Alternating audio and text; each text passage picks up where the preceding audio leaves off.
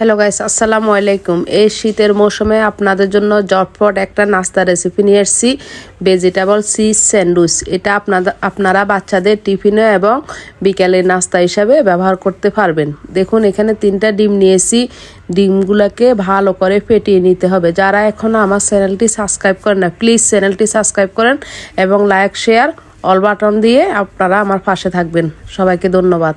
দেখুন, ভালো করে ডিম ফেটানো হয়ে গেছে। এখানে সামান্য একটু গোলমরিচ দিয়ে দিচ্ছি, আর লাগবে স্বাদ মিশালি 1 প্যাকেট। খুবই অসাধারণ এই স্যান্ডউইচটা আপনারা অবশ্যই তৈরি করে পরিবার সবাইকে খাওয়াবেন।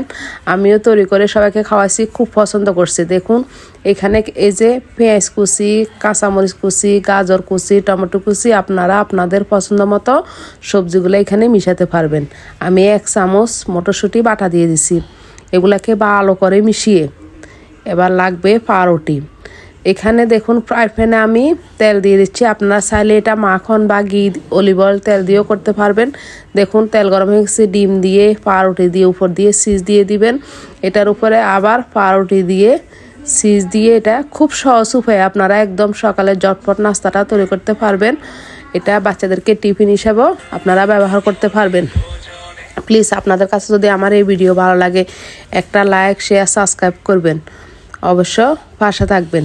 দেখুন, পরিবার সবাইকে তৈরি করে খাওয়াবেন। আজকের মতো এখানে বিদায় নিলাম। সবাই সুস্থ সুন্দর থাকুন। আল্লাহ হাফেজ।